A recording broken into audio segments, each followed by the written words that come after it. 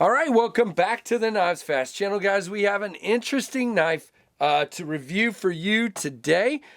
So definitely like, comment, subscribe, hit that notification bell on the Knives Fast channel. Stick around and let's have some fun. Now, this is the Dark Bolt Design Arcus. That is what you are looking at right there. Dark Bolt Design is a new one to me. This is sent to me by Lefty EDC, and we'll go into the pass around group when I'm done with it. And this is a super interesting design. I like it a lot. Now, just right up front, I will tell you, you have 20 CV and G10, and this is available as we speak for $169.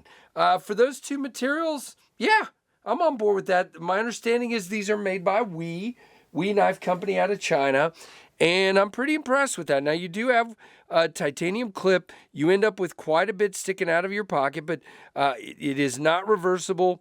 And, you know, it's not a lot sticking out of the pocket. It is not bad at all. You do have these three kind of flutes in your scale here. Contoured at G10, but not heavily contoured, just slightly contoured, but enough to make it feel pretty good. Chamfered off. You do have full-on steel liners here. Okay, it feels pretty light for what it is. And you do have a double tooled pivot here, and really kind of flat thumb studs, which is not a big deal. You do have a flipper tab with no jimping. We'll talk about that in a moment.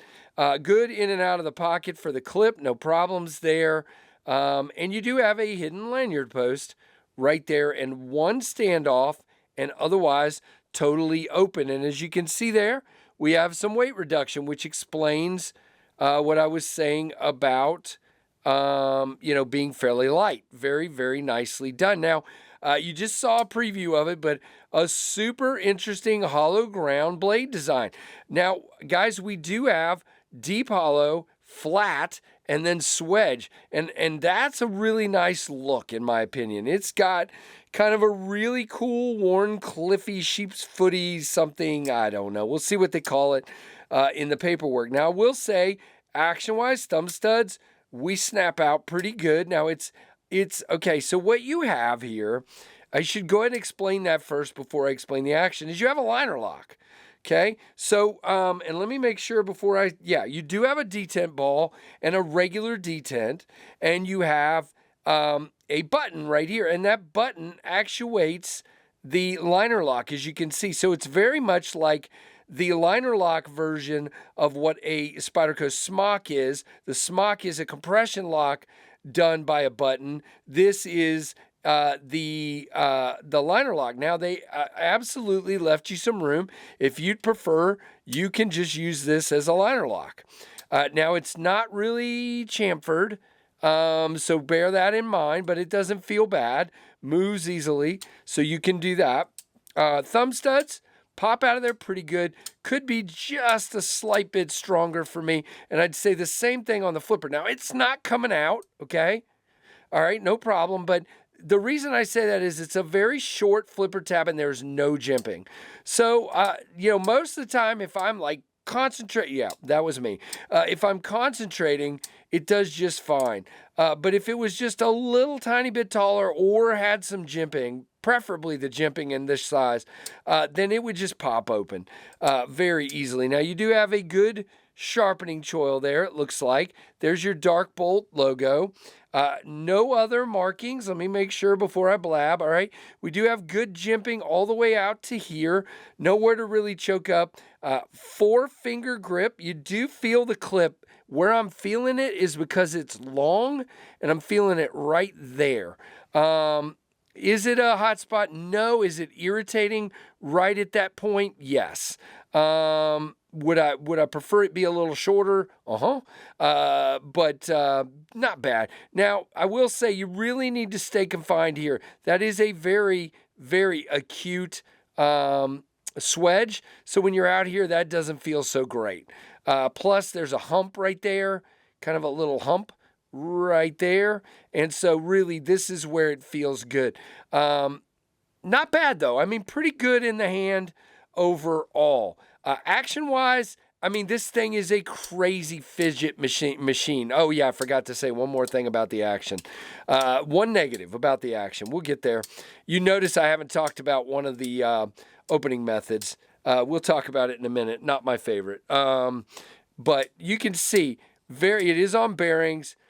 Definitely likes to drop pretty good. You can see kind of stalls a little bit, but nice and smooth. It's good, okay?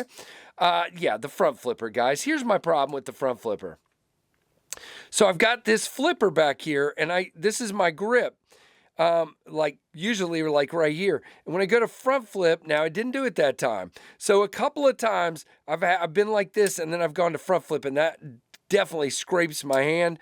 Just not my favorite. And plus, it's kind of hard to get to, so I kind of got to relax back and really think about it to front flip.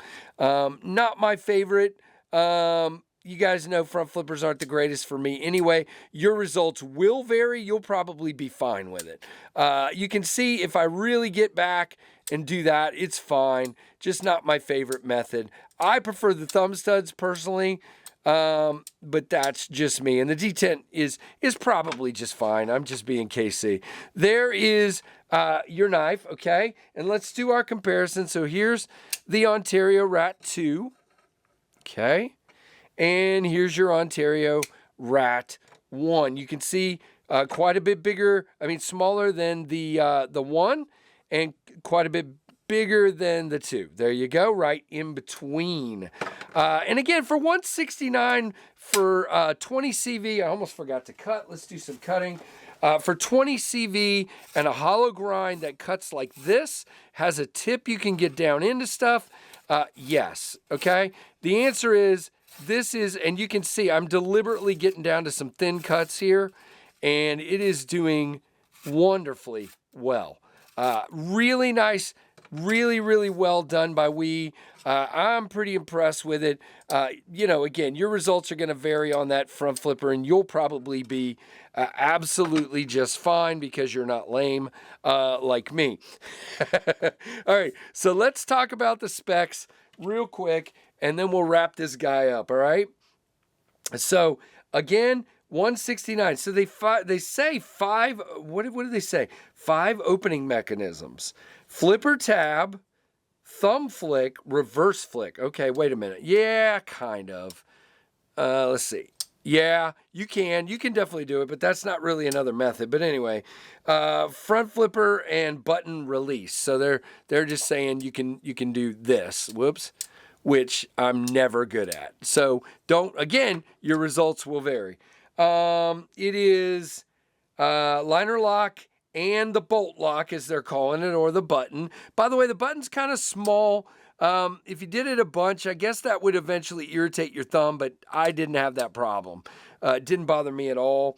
Sheep's foot blade, they're calling it, 20 CV, 59 to 61. 3.2-inch blade length, 7.75 inches overall, 4.55 closed. By the way, good 4-finger grip, no real issues there, plenty of room. Ceramic detent ball, ceramic bearings, smooth gray G10 scales, skeletonized liners, and yet after telling me about the skeletonized liners, 3.7 ounces, okay. So I was going to say they didn't tell me about the weight, but they did. So really cool, guys. Thanks to Kevin for sending this one into the group and for letting me check it out. Available now at the time of recording, so go check it out. Let me know what you think down below. Like, comment, subscribe, hit that notification bell, and thanks for watching the Knives Fast channel.